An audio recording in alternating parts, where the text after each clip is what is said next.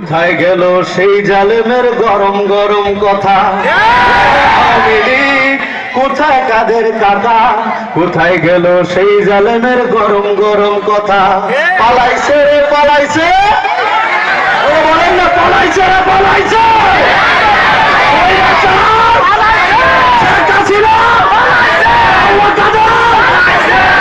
তারা পালানোরই ছিল। কি কথা বলেন ঠিক কিনা? ইনশাআল্লাহ সামনে এমন প্রতিরোধ করে তোলা হবে ইনশাআল্লাহ।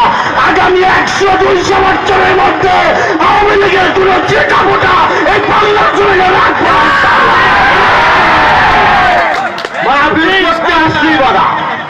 ওরে বাবা রে বাবা রে বাবা, এখন কই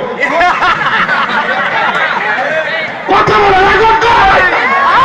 আওয়ামী লীগের জানাবা